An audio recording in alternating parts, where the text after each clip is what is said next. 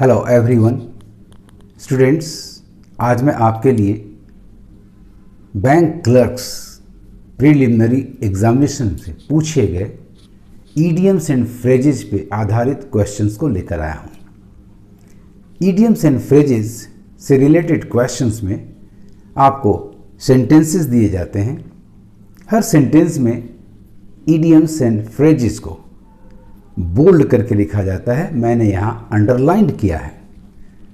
आपको सेंटेंस को ध्यान से पढ़ना है और दिए गए ईडियम्स एंड फ्रेजेस के कंटेक्स्ट को समझना है और उसके आधार पर राइट ऑप्शन को सिलेक्ट करना है। तो आइए टॉपिक शुरू करते हैं। मेरे टिप्स को जानने के लिए please watch the video till the end. आइए टॉपिक शुरू करते हैं। Question number 1, we have bent over backwards. Underlined words हैं बेंट ओवर बैकवर्ड्स। ये एक ईडियम है जिसका अर्थ होता है to try hard, to get और टू डू समथिंग। किसी चीज को पाने या करने के लिए अति मेहनत करना। To ensure a fair trial for the defendants. अब आइए, ट्रिक है आपका एक ट्रिक है जिसको फॉलो करना है। आपके सेंटेंस की शुरुआत हो रही है वी हैव से। इसका मतलब क्रिया का टेंस प्रेजेंट परफेक्ट टेंस है जिसमें चाहिए main verb number 3।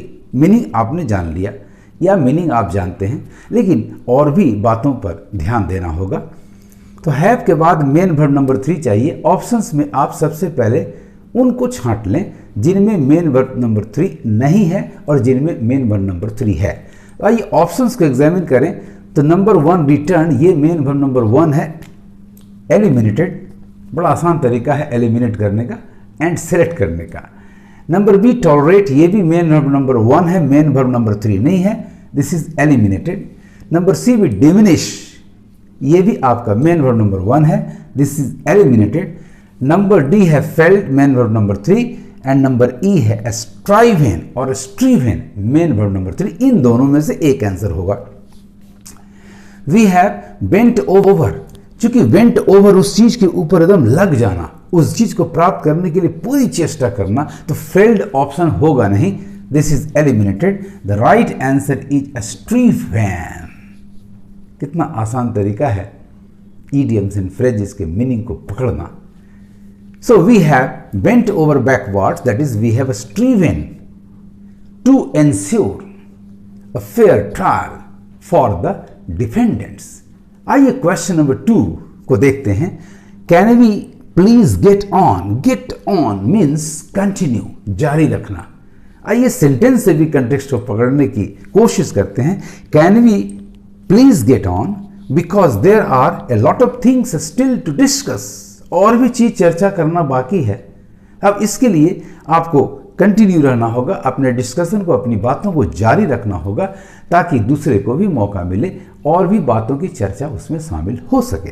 So continue का अर्थ है, अब सेंटेंस से भी पकड़ने की चेष्टा करते हैं। Can we please get on because there are a lot of things still to discuss. तो कैन के साथ आपकी क्रिया मेन वर्ब नंबर 1 चाहिए, उसका एग्रीमेंट होगा। आइए ऑप्शन में देखते हैं। ऑप्शंस में देखते हैं नंबर ए लेट। लेट एक एडजेक्टिव या एडवर्ब है, वर्ब नहीं है, इसका वर्ब डिले होता है। चलिए ये एलिमिनेट हो गया। नंबर बी फ्रेंडली एक एडजेक्टिव है, ये भी आपका एलिमिनेट हो गया। इसका प्रयोग हम एडवर्ब के रूप में भी करते हैं। हमें चाहिए main verb number 1, incorrect.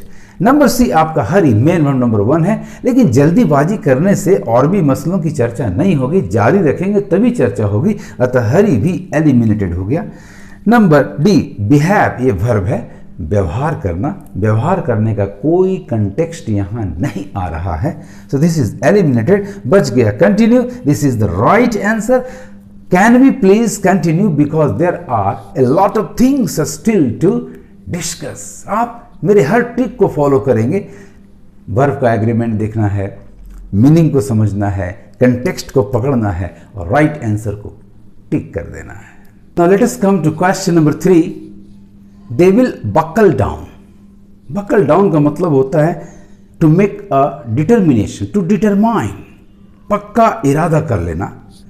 They will buckle down किस लिए? किस चीज से अपने आप को बकल डाउन करेंगे, एकदम कस के बांध लेंगे? To negotiations over the next few months, यानी यहां डिटर्मिनेशन का सेंस आ रहा है। विल के साथ मेन वर्ब नंबर 1 का एग्रीमेंट होगा। कभी कभी होता है कि मेन वर्ब 1 की जगह उसी अर्थ में नाउन मिलता है तो आपका वही ऑप्शन होगा, उससे आपको परेशान नहीं होना। लेकिन जनरली एग्रीमेंट वर्ब से है तो वर्ब का होगा, नाउन से है तो नाउन का होगा। तो आइए नंबर ए को देखते हैं, ऑप्शंस को एग्जामिन करते हैं। तो टर्न का मतलब होता है घूम जाना, मुड़ जाना, ये एलिमिनेटेड हो गया। डिटरमाइन, यस डिटर्मिनेशन का सेंस यहां है तो ये आपका बिल्कुल करेक्ट आंसर है। फॉल गिरने का अर्थ है नहीं, एग्री राजी होने का अर्थ है नहीं, सबमिट सरेंडर या जमा कर देने का भी सेंस यहां नहीं आ रहा है।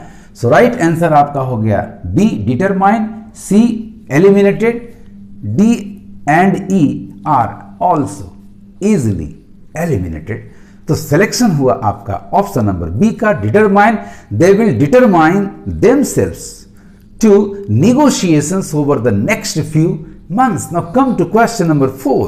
I'm trying to gear myself up. To gear का मतलब होता है अपने आप को तैयार करना। गाड़ी में गियर देना का मतलब उसकी गति को बढ़ाना या कम करना। यदि 1 पर डालते हैं तो कम होगा, 2 पर डालते हैं तो ज़्यादा होगा। लेकिन चूंकि यहाँ अपने आप को गियर करना है, अर्थ हो रहा है prepare, to be ready for that, पूरी तैयारी कर लेना। I am trying to gear myself up for tomorrow's examination, तो कल की परीक्षा के लिए हम अपने आप को तैयार करेंगे। तो देखते हैं ऑप्शंस को। राइट ऑप्शन आपका नंबर ए ही मिला, प्रिपेयर, इसको मार्क कर लें। बी मोटिवेट करना, अब कल परीक्षा तो मोटिवेट तो पहले से होनी चाहिए, और मोटिवेट है तभी तो हम परीक्षा की बात कर रहे हैं। So this is eliminated. Relax, आराम करने का तो सेंस यहाँ हो नहीं सकता क्योंकि कल एग्जामिनेशन है, थोड़ा स्ट्रेस होता है। रिचार्ज यहाँ वर्ब एप्लीकेबल नहीं है। एक्सेलरेट, गति बढ़ाना, ये भी इसका मीनिंग नहीं है। So right answer is number a, b, c, d and E are easily eliminated. अब आते हैं क्वेश्चन नंबर 5 पर। ड्रीम ऑन, ड्रीम सपना, जो सपने में हम देखते हैं वो सच नहीं होता, यानी the sense is that of unlikeliness, unlikeliness असंभावना। ये आपने मीनिंग पकड़ लिया।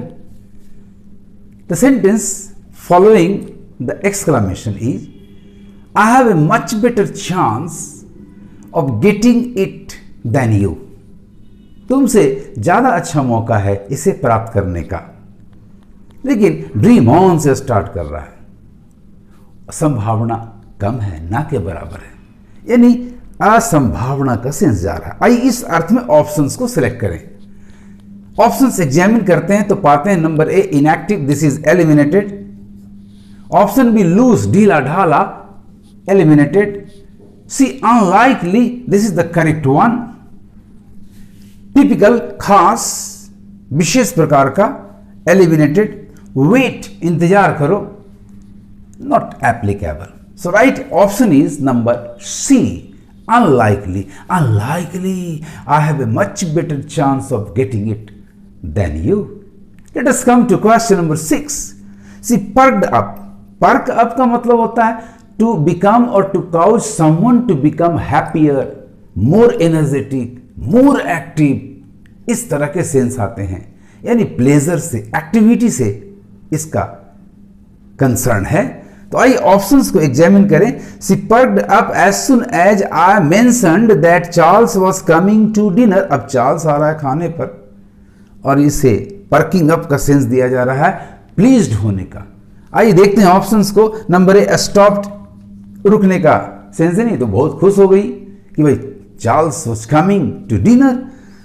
बी प्लेजर, यस प्लीज्ड होना चाहिए था, शी वॉज प्लीज्ड, या she had a lot of pleasure, यानी ना आपका वर्ब की जगह नाउन दिया, नो प्रॉब्लम, मीनिंग से ये रिलेटेड है।